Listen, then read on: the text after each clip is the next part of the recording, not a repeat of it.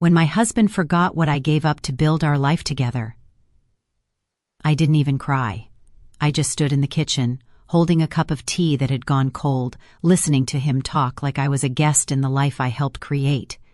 He was talking about retirement plans, property, business, investments, dreams, all these things we'd worked so hard for.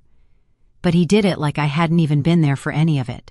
He sat across the table, full of energy, ideas, and a strange look in his eyes, like he was proud of how far he had come. And then he said something I'll never forget. He chuckled to himself and said, "Bri, you know, I built all this from nothing, just me and my decisions." I didn't say anything. I don't think I could have, even if I tried, because in that one simple sentence I saw something break inside me. He didn't say it with cruelty. He wasn't angry. He wasn't even trying to hurt me. But what he didn't say, who he didn't see, that hurt more than anything. It was like I had disappeared. All I could think was, Bri, did he forget how I gave up my career before it even started? Did he forget the years I stayed home, raising our children while he traveled? Did he forget when we couldn't afford heat, and I wore 2 sweaters and said I was warm so the kids wouldn't worry? No, I didn't build an empire. But I kept the foundation steady. I met Thomas in college. He was bold, ambitious, the kind of man who always walked a little faster than everyone else, like his dreams were waiting just around the corner, and he didn't want to be late meeting them. He had this way of talking, like he already knew what was coming next, like life had already given him a yes, and he was just walking toward it. I was the opposite in almost every way. I was quieter, softer spoken. I liked watching people, listening to the rhythm of their stories. I often sat on benches between classes, reading or writing in my notebook. I didn't like big groups, and I never really felt the need to be the loudest in the room. But he noticed me first. We were part of the same volunteer group, students who helped out at a local primary school, tutoring kids or just reading with them in the afternoons. I loved that time. The children were honest and unfiltered, and somehow sitting on those tiny chairs made the rest of life feel simpler. One afternoon I was organizing some crayons and books when Thomas came over. He had this grin, not cocky, just open and curious. He said, "You're always doing stuff for others. You must have a thoughtful heart." Brewer. I didn't say much, just smiled and shrugged. But that line, it stayed with me, not just because it was kind, but because he said it like it mattered. And honestly, back then, not many people did. We started spending more time together after that. It wasn't sudden or dramatic, no grand gestures. We'd walk around campus in the evenings, sit under trees sharing sandwiches between classes, and find excuses to call each other late at night, just to talk about nothing. He talked a lot about his dreams, opening his own business, being his own boss, taking risks. He wanted a different life than the one he grew up in. His father had worked in a factory all his life, steady, quiet, tired. And Thomas swore he would never end up like that, stuck, invisible, unfulfilled. I talked about books, about becoming a literature teacher, maybe even writing a novel one day. I always had characters floating around in my head, people I hadn't met but somehow knew. He listened, even if he didn't always understand my world the way I understood his. But he cared, or at least, he made me feel like he did, and we dreamed together. That part I'll always remember. Not big flashy dreams, just a small house, big windows, warm morning light spilling in through the curtains, kids' laughter in the background, bookshelves on every wall, the smell of coffee in the mornings, a life with more love than stuff. Then college ended, and reality didn't feel like a dream at all. Thomas got an offer in a small city, the kind of first job nobody really wants but hopes will be a stepping stone. Entry level, long hours, terrible pay. But he was excited. Said it was just the beginning of something bigger. He looked at me and said, Brr, if we do this right, we won't have to struggle like our parents did." I believed him. Not just because I wanted to, but because I loved him. We got married that year. It wasn't anything fancy, just a sweet, simple ceremony in a rented hall. His sister cried. My father looked like he wanted to cry but didn't. There was no band, just someone playing a guitar. Our wedding cake wasn't even a real wedding cake, just vanilla with buttercream from the grocery store bakery. But we were happy. in love, hopeful. We moved into a tiny one-bedroom apartment, painted the walls ourselves with that cheap paint that needs 3 coats to look full. Bought a couch from the thrift store where the cushions were worn and soft. He worked full-time at the job. I found part-time work in a nearby library. That little library was everything to me. Quiet mornings, shelves full of dreams. I loved helping the teenagers who came in after school.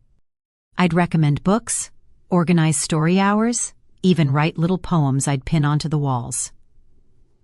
And at night, Thomas and I would sit on the floor, eating rice and beans or noodles because that's what we could afford. We laughed a lot back then. We stayed up late planning road trips we couldn't take yet. We dreamed bigger with every cheap meal. We were broke, tired, and strangely so happy. 2 years in, I got pregnant. It wasn't planned, but it wasn't unwelcome either. When I told Thomas, he blinked, then smiled that wide smile I used to love. He put his hand on my shoulder and said, "Burke, well, I guess we're really doing it now." Things shifted fast after that.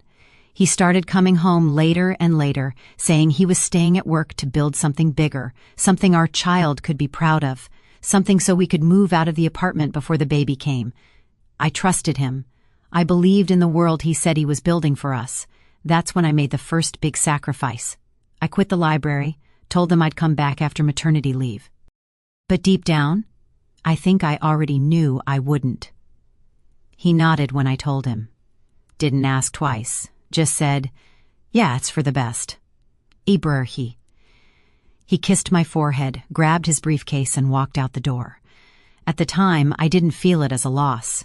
I felt responsible, like I was stepping into a new chapter, doing what mothers do. But looking back now, I see how that one decision quietly led to a dozen more.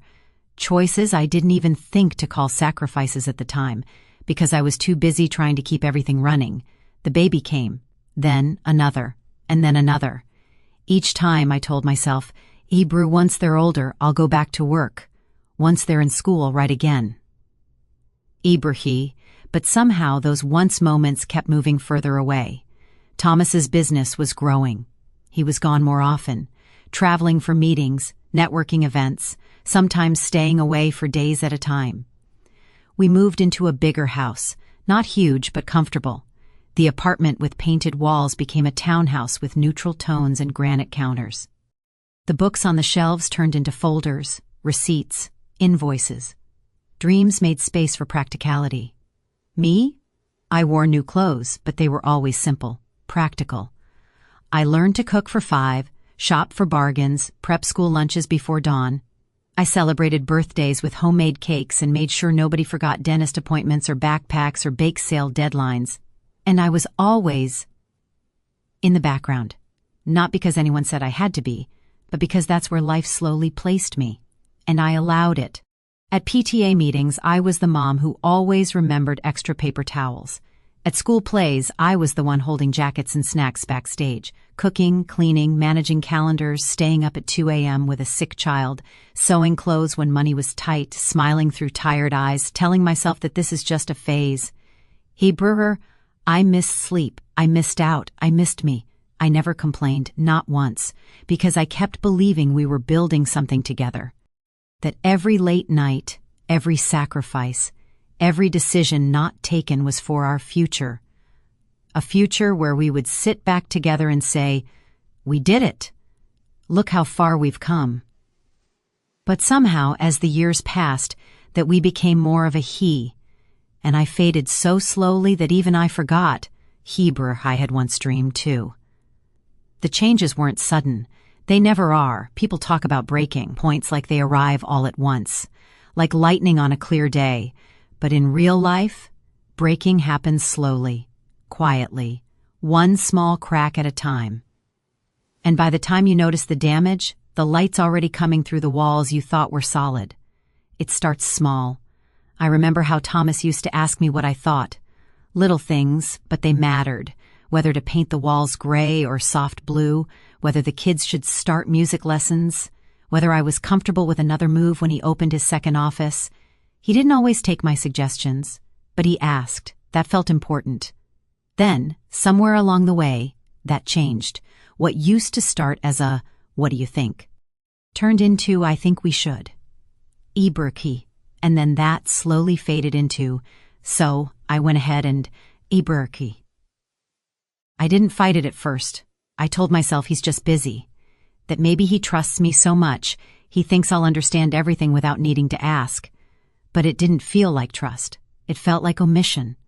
Unspoken decisions became our new rhythm.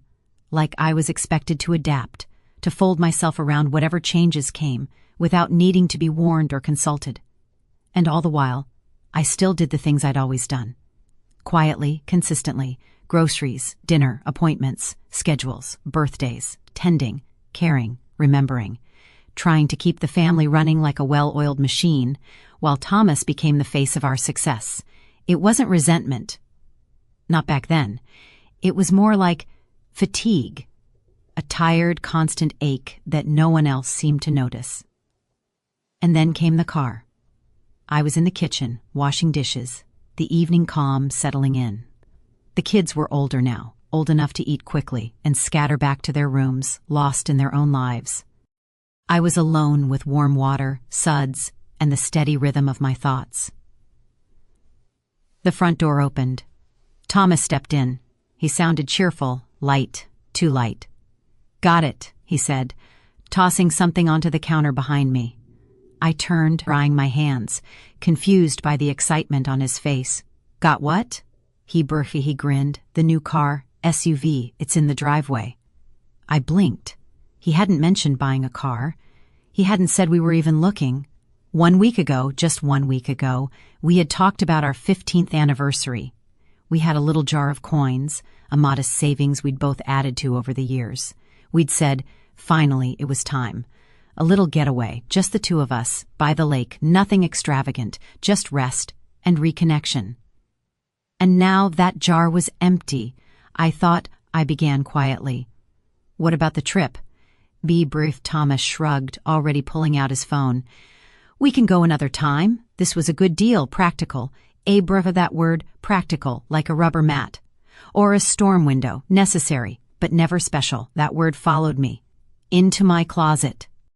Into conversations with the kids. Into how the world seemed to see me. My clothes, practical. My shoes, comfortable. My opinions, considered but not remembered. Even my dreams, practical.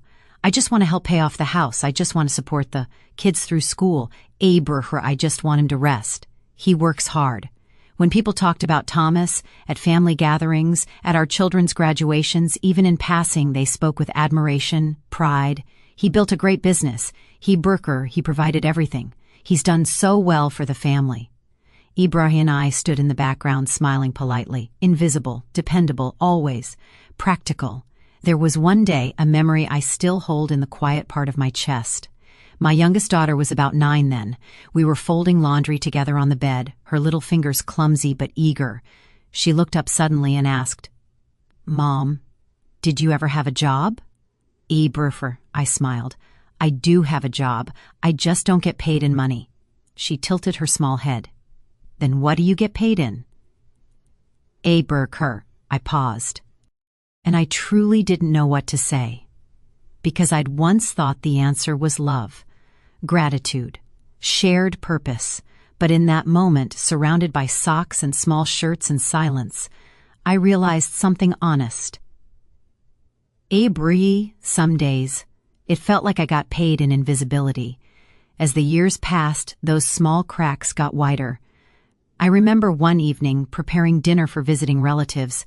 The table was full, kids leaning in to hear their father's stories, relatives laughing at his success stories from work, all of them asking him about expansion, profit margins, travel. No one asked how I was, not once, and I don't blame them. Maybe I trained the world not to ask. Because I was always fine. I was always smiling. I was the one making sure the forks were polished and the iced tea pitcher never ran dry. Thomas never once mentioned me in his stories. Not like I hoped he would.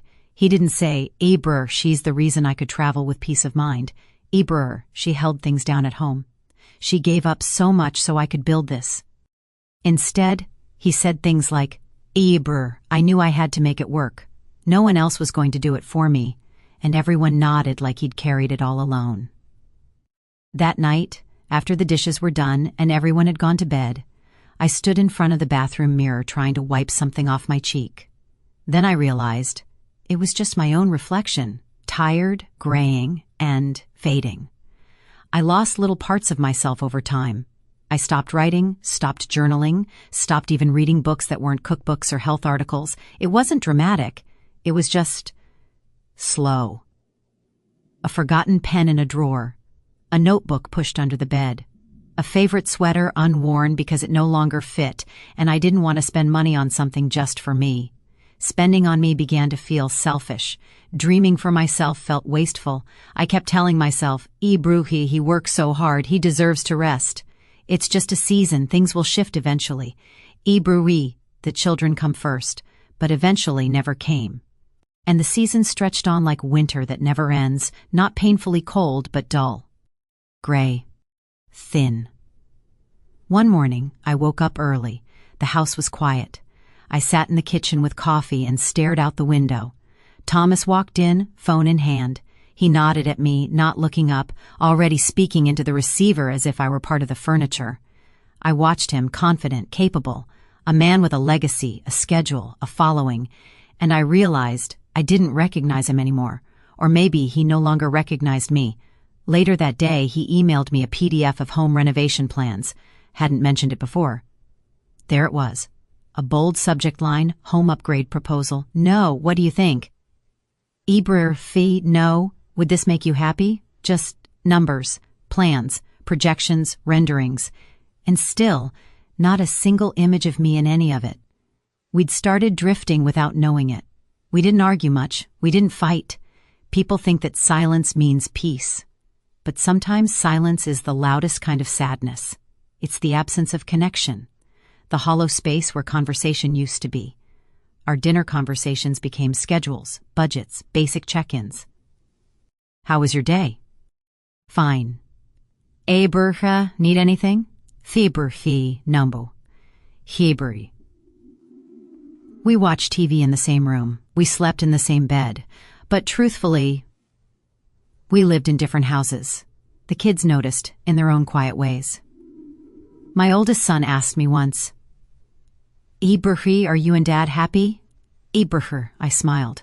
Of course, but he looked like he didn't quite believe me. A few months later, my middle child sent me a birthday card that said, Ibrahim, to the strongest woman I know, the one who holds things together even when no one sees her hands.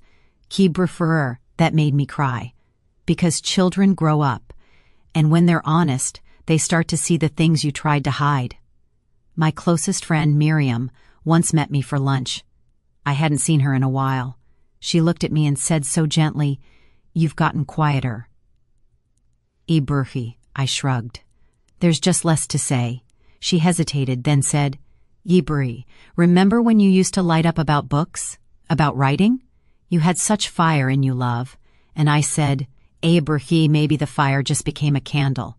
That's all I've got energy for right now. She reached across the table and held my hand. And I realized how long it had been since someone reached for me. I never stopped loving Thomas. Truly. That's what made it harder. He wasn't a terrible man. He hadn't cheated or yelled or left. He just forgot. Forgot the cost of what we built. Forgot that for every one of his steps forward, I had traded parts of myself to clear his path, to raise our children, to hold steady the ground beneath our feet. And somewhere along the way I stopped reminding him. Because I thought love meant not needing to, but love without remembrance is only half visible. And I was beginning to realize. I had built a life that no longer had room for the very woman who shaped it. It happened one quiet afternoon, the kind that drifts by without ceremony, no rain, no breeze, just stillness in the air. The kind of afternoon where time doesn't move forward or backwards. It just holds you in place. I had just finished folding the laundry. The house was still. So much stillness, even though it was full of the memories of a life once loud with footsteps, giggles, jackets hung crookedly on hooks. Now the jackets were grown and gone. My children had moved out one by one, like birds flying in different directions. Claire, our eldest, lived abroad with her husband and their 2 daughters. Michael worked long hours for a finance firm in the city, said he barely had time for takeout, much less visits. And Emily, our youngest, still lived close by, but she was always in a rush, juggling a new baby, part-time work, and her own marriage. They loved me, I know they did, but their lives were full now. And mine. Well, mine had become a series of long afternoon silences. Thomas and I were alone again, like in the beginning. But it didn't feel like the beginning. There were no walks in the park, no spontaneous sandwiches made at midnight, no shared dreams whispered under covers while the lights were out. This was different. We weren't starting something. We were just continuing something that felt half finished and half forgotten. We coexisted, like 2 people waiting at the same bus stop for different rides. Day after day I woke up, made the tea, brushed crumbs off the counter, and sat at the far end of the kitchen island with a book or news I barely read. And Thomas? He was always at the table, papers spread across the surface like a map he was still trying to read. Numbers, meetings, call logs, investments. Paper shuffled where voices used to be. Then, without looking up, he said, "Hebrew, I've been thinking about retirement." Hebrew, I looked over, cupping my tea to my chest. "Oh?" He smiled, that same excited, boyish smile he used to have when he talked about launching the company all those years ago. "Yes," he said, not fully stepping down. "Just handing off some of the control, delegating. I want to finally travel a bit, maybe invest in startups, possibly write down everything I've learned, speak at conferences, leave something behind, a legacy." I nodded. "That sounds nice." "Eber." He kept talking, and I noticed something. He kept using the word I. Ebrach, again and again. I want, I've earned, I'm planning, I think. And as he described his plans, travel to places we once dreamed of visiting together, writing a book we once thought we'd co-author, I began to count, not the ideas, but the absence of me, of we. Then came the sentence, the one that took the air straight from my lungs. He glanced down at the papers, half smiling, and murmured, "Berhe, you know, I built all this from nothing, just me and my decisions." There it was, just a sentence, 13 words, and 1,000 small erasures. At that moment, I didn't feel angry. The sadness didn't even come quickly. It just spread through me like dampness in the walls, quiet, cold, and impossible to ignore. Something inside me whispered, had he really forgotten? Had he forgotten how I gave up the full-time job with benefits? The one at the school that I cried over when I turned it down because daycare cost more than I earned? Did he forget how I packed up my life, my little dreams, every time he said we need to move to support the business? How I sat in cold bleachers in the rain while he was away at meetings? How I sold the ring my mother gave me when we couldn't afford a new roof? How I stayed, held it all together, gave pieces of myself away, slowly, quietly, gently, until I wasn't sure what was even left. Did he forget? Or had I given him the permission to forget? By never once asking to be remembered. I looked down at my tea, untouched and cold now. I didn't argue. I didn't raise my voice or throw anything. I didn't demand he remember. Maybe part of me had known for a long time that this moment would come. And honestly, I didn't want to force him to see me. I wanted him to notice on his own. And he hadn't. He kept talking about economics, leadership philosophies, retirement calculators, and I sat quietly. When his voice finally trailed off, I stood up. And the words that came out of me surprised even me.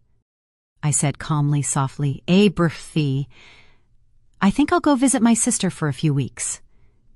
Berth. He blinked, confused. Eyes lifting from his page, just heard something unexpected in his own office. "Susan?" he asked. "Is something wrong?" "Pibrer," I smiled. The way you smile when you're too exhausted to explain years of subtitles no one bothered reading. I just said, "Briefy, no. Nothing's wrong. I just need to remember who I am before I forget too." "Bricher?" He opened his mouth as if to speak. But nothing came out. Maybe because he didn't know what I meant, Or maybe because he did, and that frightened him more. I packed lightly, just a few clothes, a notebook, and that sweater I used to love, the one with the unraveling thread. I used to wear it when I stayed up late writing, back in my library days, before motherhood became a full-time identity.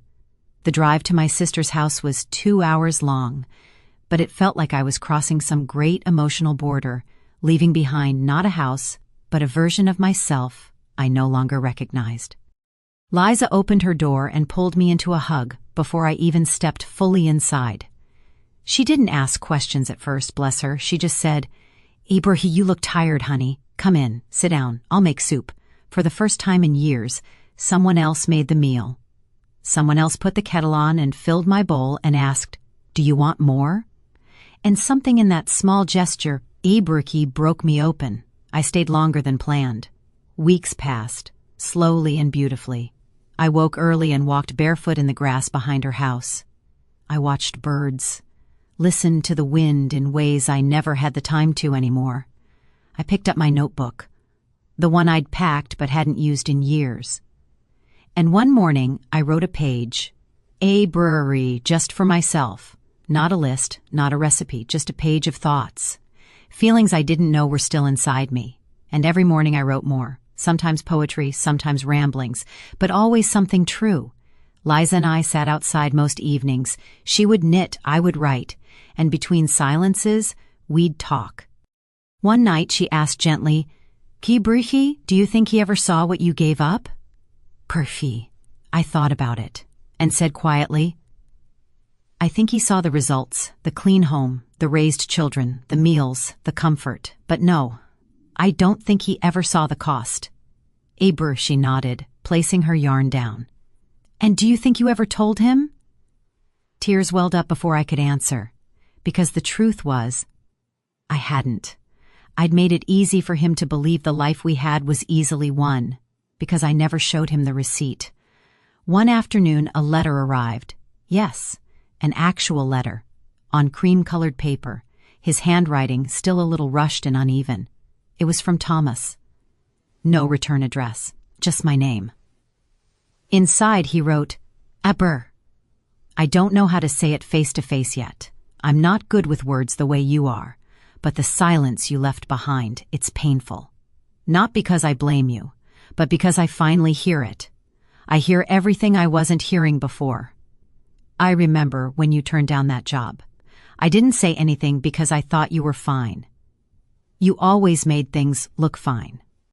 I remember you didn't even buy yourself a new coat that winter after Emily was born.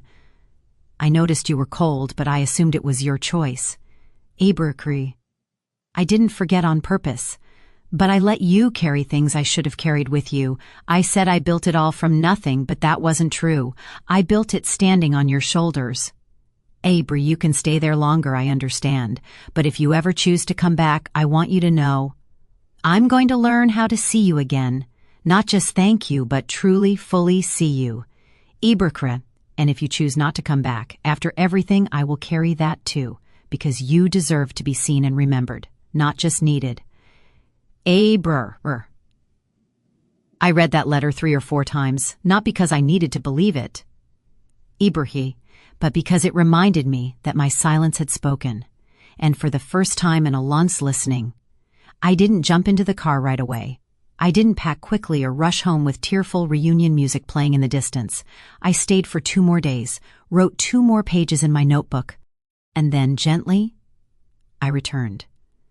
I waited 3 more days, not because I was stalling, and not because I was unsure, but because for the first time in a long while I realized the decision was mine, and that quiet permission I gave myself was enough. I packed my bags slowly, not with bitterness, not with fear, just with care, like I was gathering parts of myself, not just clothes. When I arrived home, the house still smelled the same. Lemon cleaner, a hint of the candles I used to light but stopped replacing. It looked familiar, framed photos, mail on the side table, cushions slightly slouched from use. But something was different, not in the house, in me. Thomas stood by the doorway, not stiff, not formal, just still. He didn't rush toward me. He didn't try to explain anything right away. His eyes weren't proud, they were open, a little unsure, a little softer. "Hi," he said, his voice cracked just slightly, honest and unscripted. "Hi," I smiled. We didn't hug immediately, there wasn't a dramatic song playing or a camera panning in. This wasn't a movie. We just walked into the living room, sat across from each other, and breathed. There was no list, no script. We didn't talk about fixing things or redoing life. Instead, we started gently. Ibra, one story at a time, one truth at a time. I told him what I'd buried. Years of it. How invisible I sometimes felt. How I'd gotten so used to shrinking in corners. How fine became the word I used to hide everything I didn't know how to explain. "I didn't mean to make you feel small," he said, and his words didn't fix it, but they mattered, because he didn't defend, he didn't say, "But I worked so hard." Ibra, he just listened. That was the first real gift he ever gave me without rapping. Ibra, his full attention. No phone in hand, no watching the clock, just presence. Since that day, a year has passed. Not perfect, but different. We're still learning. He forgets sometimes. Old habits reappear, explaining things instead of asking, speaking about the future without checking if I'm also walking into it. But the difference now is, Ibra catches himself. Sometimes, he pauses mid-sentence and looks at me and says, "Is this what you want too?" And I smile, not because I always know the answer, but because now I ask myself that question too. I've started saying "I" more often now. I want to try this. Ibra, see, I don't feel up to that today. Ibra, sure, I loved that book. I need a moment. I started teaching again, part-time at the local learning center. Just 2 days a week, nothing huge. But the first time I wrote my name on the whiteboard in front of a class again, my hand trembled. It wasn't nerves. It was the feeling of being real again. I also joined a reading group at the library downtown. We meet on Thursdays. They asked us all to bring a book that changed us. I brought a small notebook and read a poem I'd written during my time at Liza's. No one clapped, but they listened. And that was enough for me. Every morning now I brew my coffee a little slower. I sit by the window with my favorite blanket, the old one with the faded pattern, the one that smells like safety. Notebook on my lap, pen in hand. And I listen. Not to the world, but to my own voice. The one that used to whisper quietly from the corners. Ibra, you're still here. You still matter. Some days I write pages, other days just a sentence. But always I write for her. The girl on campus long ago. Ibra, sitting beneath a tree dreaming of stories and love and a life filled with meaning. She's still in here. Not lost, not gone. Just learning finally that building a life doesn't mean giving your whole self away. It just means remembering Ibra every once in a while, Ibra, to make space inside that life. Ibra, you too.